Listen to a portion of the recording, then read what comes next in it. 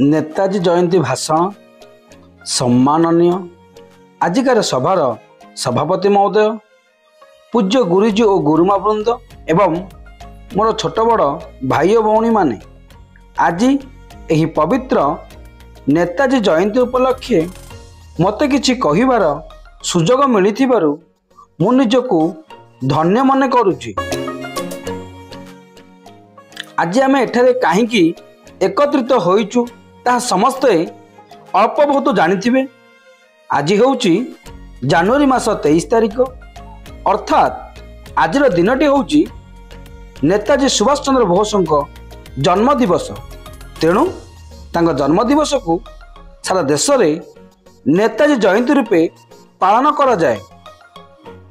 नेताजी सुभाष चंद्र बोस जने साहसी वीर स्वाधीनता संग्रामी थिले। से 1897 मसीहा जनवरी 23 तारिख रे कटक जिले में जन्मग्रहण करथिले। तांको पितांको नाम जानकीनाथ बोस और मातांको नाम प्रभावती देवी थिला। तांको पिता जने सरकारी वकील थिले। नेताजी कलिकता विश्वविद्यालय रे बीए परीक्षा रे पास होई प्रथम स्थान अधिकार करथिले। से आईसीएस परीक्षा रे मध्य कृतकार्य होइथिले। नेताजी 1921 मसीह भारतीय जातीय कांग्रेस रे जोग देइथिले। पर 1939 मसीह जातीय कांग्रेस रो सभापति दायित्व तुलाइथिले।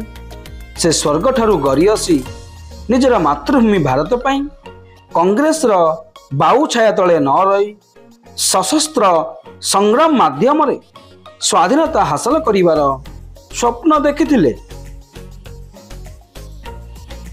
नेताजी पाखापाखि 40,000 भारतीयों को नहीं 1943 मसीह सिंगापुर ठारे आजाद हिंद फौज बा भारतीय जातीय बाहिनी गठन करथिले। से 1944 मसीह बर्मा ठारे आजाद हिंद फौज रो सैनिकों को उत्साहित करने समय ताकर स्लोगान थिला you give me blood I will give you freedom अर्थात तुमे मते रक्त दियो मु तुमको स्वाधीनता देवी। शेषरे नेताजी आजाद हिंद फौज रो सैनिक मानक दिल्ली चलो डाकरा देइथिले।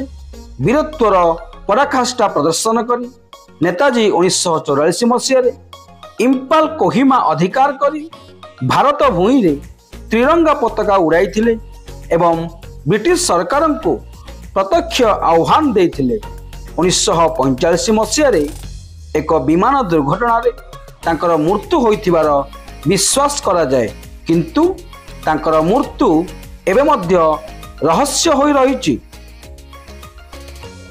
प्रकृत रे भारतीय स्वाधीनता संग्राम रे सुभाष चंद्र बोसଙ୍କ भूमिका अनन्य एवं असाधारण थिला। इंग्रेज मानक विरोध रे सशस्त्र संग्राम करिवा ताहा पुणी भारत बाहरु केवल तांकर असीम वीरत्व जोगु होई पारिथिला। शताब्दी शताब्दी धरी ए देश सुभाष चंद्र बोसଙ୍କ अपूर्व वीरत्व एवं स्वदेश प्रीतिर स्मृति चरण करी निजको गर्वित मने करुथिबो। जय हिंद, जय भारत।